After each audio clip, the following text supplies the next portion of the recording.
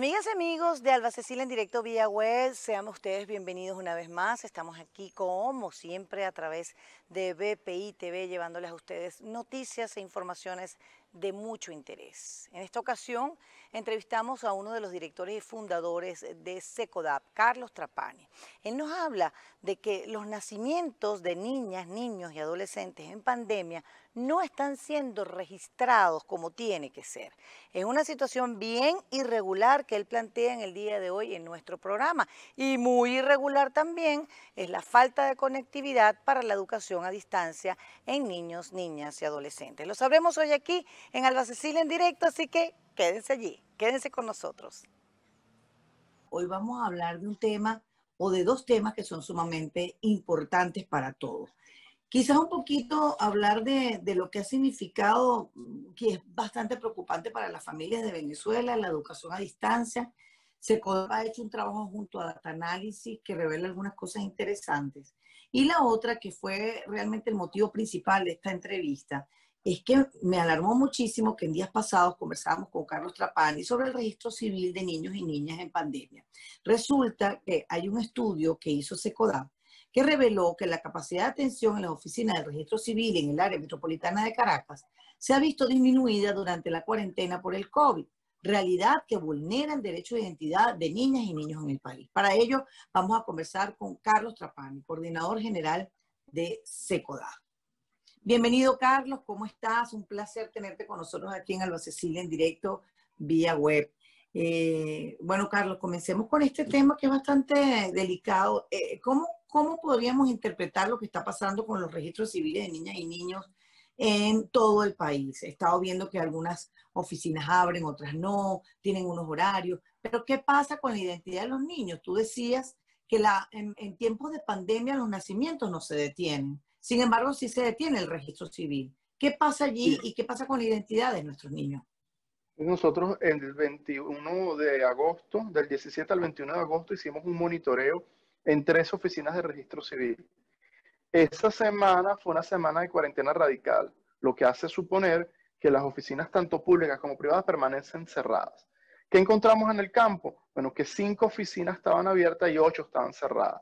La pregunta que nos hacemos, ¿cuál es el criterio? ¿Por qué unas sí y otras no? Y ahí llamamos la atención el silencio del CNE como ente rector en materia del Sistema Nacional de Registro Civil. ¿Qué encontramos en términos generales? Hay reducción de días de trabajo, hay reducción de horas de trabajo, hay reducción en el número de funcionarios que trabajan en el registro y hay una invisibilidad total en materia de niños y adolescentes. Es decir, cuando vienes a ver la capacidad operativa, resolutiva, de atención, está muy mermada de los registros civiles y solo se está limitando a certificados de nacimiento y certificados de defunción.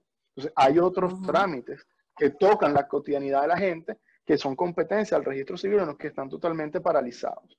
Y estamos hablando solo partidas de nacimiento. Llamamos la atención también cédulas de identidad y pasaportes para niños.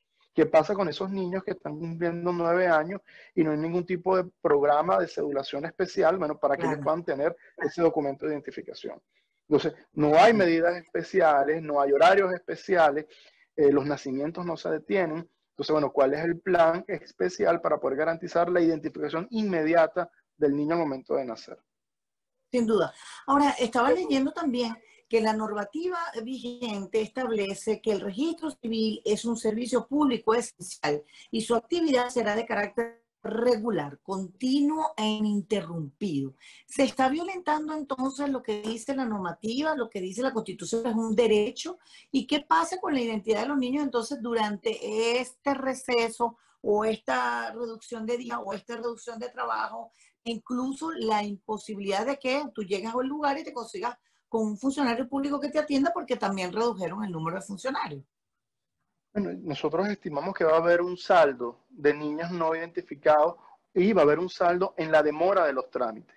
La primera reflexión que yo hago, bueno, ¿cuál es el impacto que ha tenido la cuarentena en la identificación y en el funcionamiento del registro civil? No hay ninguna autoridad pública que te dé cuenta de esa situación. Y sobre todo, bueno, ¿qué medidas se están tomando, bueno, para evitar que eso ocurra?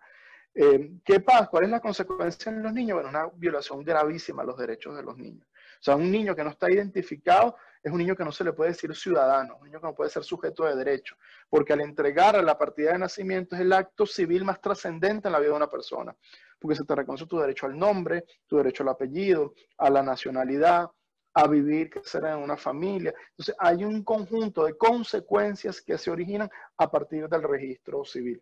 Y como tú bien dices, el artículo 5 lo declara que es de carácter esencial y es ininterrumpido. Entonces, ¿cuáles son las medidas que toma el Estado para garantizar este servicio? Ojo, y estamos hablando, Alba, en el área metropolitana de Caracas. Sí, sí, Presumimos sí. que la realidad en el interior del país es mucho más dramática porque se suman como agravante el combustible, el transporte y los cortes de electricidad. Entonces, bueno, ¿cuál es el saldo? Sobre todo nos preocupa zonas rurales, ciudades intermedias alejadas de las capitales, donde, bueno, parece que la identificación no es una prioridad, porque una madre, un padre, antes de gastar recursos para ir a identificar a un niño, prefiere garantizar esos recursos para lo esencial que es poder comer. Entonces, se va a ¿A quién generar le un saldo corresponde, de niños claro, no de identificados. niños no identificados? Y ese saldo se va acumulando y además, mientras tanto, no le parece, o sea, es como que no existieran, no nacieron, porque no son contabilizados.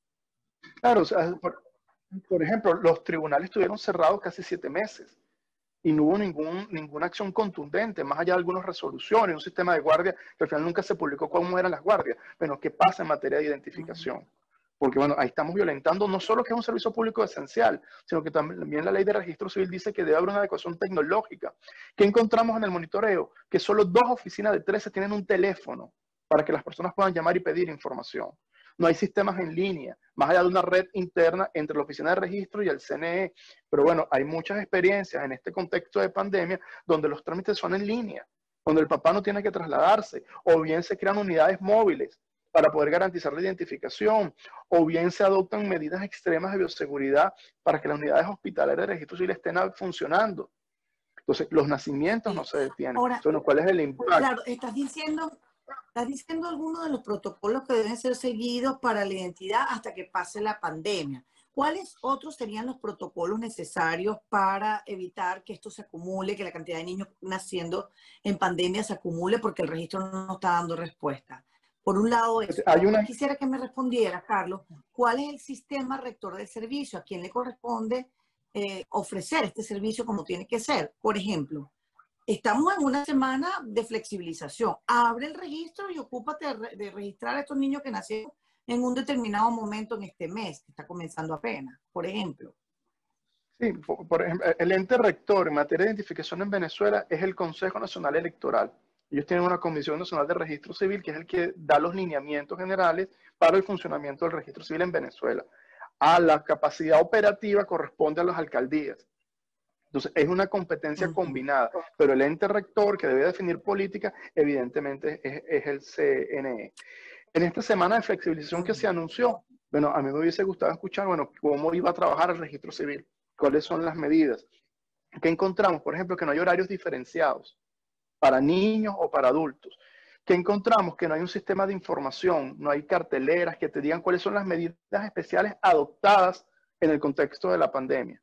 Fíjate, cuando se hace una declaración extemporánea, es decir, cuando nace el niño, debe haber un lapso no mayor de 90 días para su presentación. Si no se presenta en el registro civil, se entiende que la declaración es extemporánea y le corresponde a mamá y a papá ir al Consejo de Protección, que es una instancia municipal, a pedir un informe que explique las razones por las cuales no se hizo la presentación oportuna. Eso está en la ley. Ahora bien, en el contexto de pandemia, si yo no logro identificar al niño por una responsabilidad del Estado, porque la oficina no abrió, porque no hubo papel, porque no hubo funcionario, no puedes pechar a la familia con un trámite adicional. En las 3 oficinas de registro, solo en una vimos la exoneración de ese trámite. Es decir, si el niño va a la oficina, se identifica. Entonces, eso es una competencia del CNE. Entonces, podemos flexibilizar para que... ¿Qué me interesa a mí? Cuando el niño llegue a la oficina, la mamá llega a la oficina, se vaya con su identificación, con la partida de nacimiento. Porque si esa mamá se va sin el documento, probablemente no va a regresar. ¿Qué otra Entonces, cosa dice la simplificación de ley de registro trámites. civil que no estamos cumpliendo? Bueno, me llama mucho la atención la adecuación tecnológica. El hecho de que ni siquiera un teléfono tienen disponible es una señal de profunda alarma. Me llama la atención, si es de carácter esencial y el servicio es continuo, debe haber una estrategia para garantizar el personal mínimo. Y encontramos en las oficinas que puede haber de 2 a 4 funcionarios. Cuando la oficina de registro civil van a tener un número importante de empleados. ¿Cuál es el criterio? ¿Por qué son 2 o por qué son 4? En el municipio Libertador lo que encontramos es un sistema de guardia entre las distintas oficinas. ¿Cuáles son los criterios? Sobre todo en ese sistema de guardias, ¿cómo se priorizan los niños? ¿Cuáles son las medidas de bioseguridad para los empleados? ¿Cuáles son las medidas de bioseguridad para la persona que acude al registro? Si va un niño, la medida es que se quede afuera. Y si la mamá no tiene con quién dejarlo, hay espacios habilitados para el niño, hay espacios habilitados para la madre mientras espere. No, generalmente las medidas de seguridad le corresponde a cada quien. Yo tengo que llevar mi tapaboca. No encontramos termómetros. En algunas oficinas encontramos gel antibacterial y rociadores en alcohol. Pero bueno, no es una medida homogénea en todas las oficinas.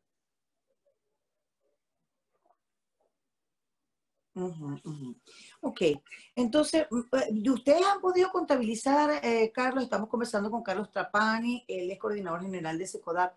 ¿Se ha podido más o menos contabilizar en estos casi 7 meses de pandemia que estamos sufriendo fuertemente los venezolanos, porque además está acompañada una crisis de todo tipo, de cuántos serían los niños que quedan rezagados para en algún momento, cuando termine la pandemia, que no sabemos cuándo es, porque ya estamos hablando del año que viene, quizás del 2022, no sabemos, pues se pueda empezar a registrar estos niños y volvamos a tener una normalidad en esto que significa la identidad de los niños que nacen durante pandemia? Mira, es muy difícil saber el número. Es que yo creo que ni siquiera el propio Estado tiene la capacidad para poder cuantificar.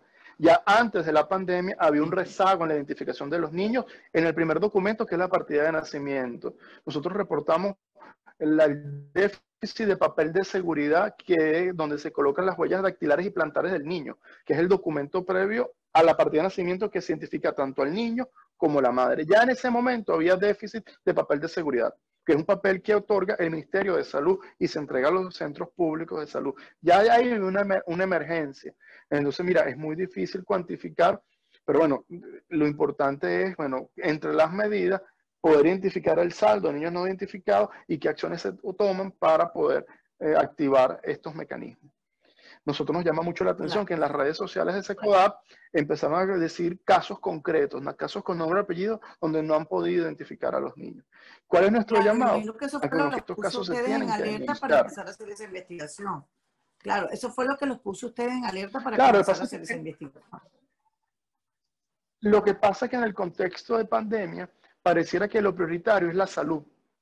Y nosotros hablamos de una integralidad de derechos. Tan importante es la salud como la educación, pero también es importante la identidad, el juego, el descanso, la familia. Entonces, hay unos daños colaterales que genera la pandemia que muchas veces perdemos de vista, y sobre todo perdemos de vista a los niños, porque afortunadamente los niños tienen baja morbilidad en el contexto de la pandemia, pero hay unos daños colaterales donde los niños sufren las peores consecuencias de violencia, de exclusión, de discriminación, de invisibilización, y uno de los reflejos, bueno, es el tema de la identificación. La invisibilización, yo creo que es una de las cosas más dramáticas de todas las palabras que has dicho, ¿no? Sí, bueno, Es que no existe. el CNE hace esfuerzo para convocar unas elecciones, hace esfuerzo para iniciar un intento de registro electoral, pero no hay ningún pronunciamiento con respecto a la identidad. Entonces, ¿qué pasa con la actividad del SAREN? Porque la gente requiere pasaporte, la gente requiere cédula, requiere renovación de sus documentos. La vida no se para, la vida no se detiene por una pandemia. Al contrario, en contextos de pandemia, en contextos de emergencia, el esfuerzo del Estado tiene que ser mayor para garantizar la mayor cantidad de derechos por el mayor tiempo posible. Entonces, si tenemos un ¿Y Estado cuál ha sido la inerte, un experiencia de Estado en otros países en cuarentena, tiempos de pandemia con esto? ¿Cuál ha sido la bueno, experiencia, Carlos, en tiempos de pandemia? incorporar la tecnología, trámites a distancia, unidades móviles, campañas agresivas de información, de sensibilización, donde las personas estén orientadas, una estrategia que responda a acercar el servicio a la gente. Pero fíjate que la ley de registro civil dice que no solo es de carácter continuo, sino que tiene que estar al servicio de las personas. Bueno, ¿cómo se está garantizando eso? Si ya sin pandemia era un servicio bastante comprometido, en el contexto de la pandemia, lo que no fue agravar lo que ya estaba ocurriendo. Sí. Hablando a distancia, yo mencioné al principio que íbamos a hablar un poco también de un trabajo que ustedes hicieron junto a Data Analysis, ECODAP y Data Analysis sobre la educación a distancia, que decían ustedes que era uno de los temas que más preocupaba a las familias en Venezuela. ¿Qué está pasando? ¿Por qué sientes que hay preocupación con respecto a esto? En el caso, no sé si Bueno, un educación porcentaje. básica o estamos hablando de toda la educación. No, en este caso se trató de educación básica, no tocó educación Ujú. universitaria.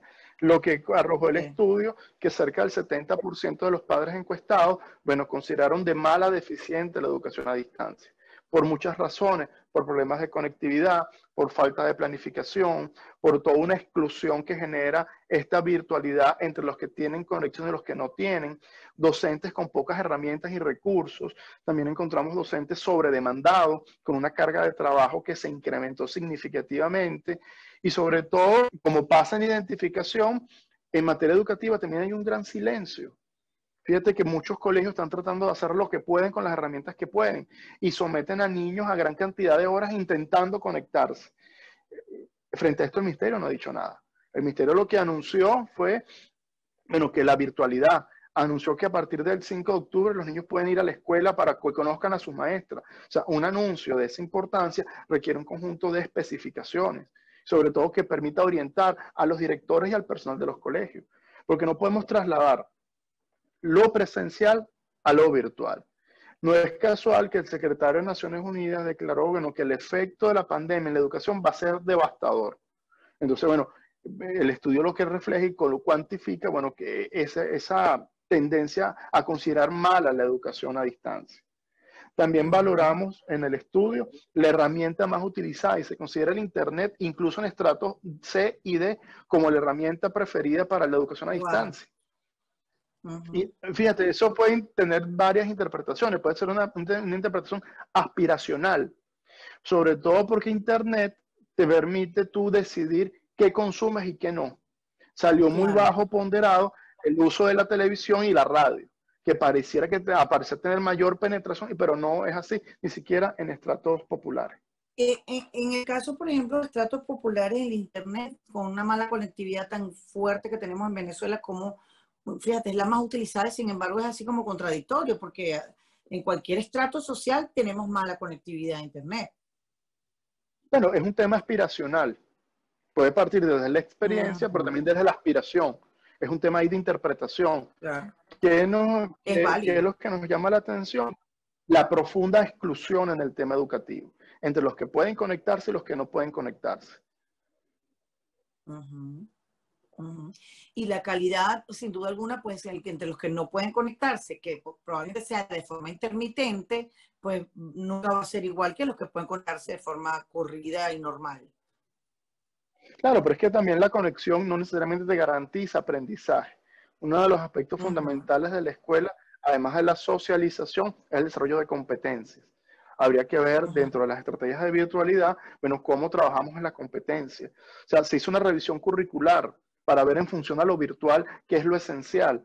Para niños pequeños se hizo ese análisis, que el niño puede desarrollar el lenguaje y el pensamiento lógico matemático, cómo se hace, cuáles son los indicadores de evaluación, cuál es el acompañamiento que se le da al docente, pero también al docente es el que también ha sufrido la peor carga, ¿no? Porque le ha correspondido una transición a lo virtual de una forma abrupta, donde muy probablemente ni Ujú. siquiera el docente tiene un computador. Hemos encontrado docentes que trabajan desde el celular o tienen que irse a casa de vecinos para poder conectarse. Entonces, esa es una realidad. O sea, esta pandemia nos agarró desprovisto, ya con una emergencia preexistente, pero bueno, los indicadores en función a los derechos de los niños, bueno, están seriamente comprometidos. Sí, Carlos, Juan, y ya para concluir, me gustaría, tú eres papá, y que nos dijeras cuál ha sido tu experiencia con respecto a esto que nos estás comentando. Esto de que la educación a distancia en muchos momentos no tiene digamos que la efectividad educativa que ustedes quisieran, tú como educador y además también como director importante de SECAP. Esto de que los padres han encontrado 70% de la educación a distancia bastante deficiente. Hay una disciplina que quiere imponer el Ministerio de Educación o algunos colegios que quizás no es tan importante como la calidad de la educación que se puedan estar dando. ¿Qué sientes tú que debería corregirse y dónde estarían las deficiencias allí? Yo creo que como papá el llamado a la familia es a que nos podamos tranquilizar. Hay unas cosas que se podrán garantizar y se podrán hacer, hay otras cosas que no podemos garantizar.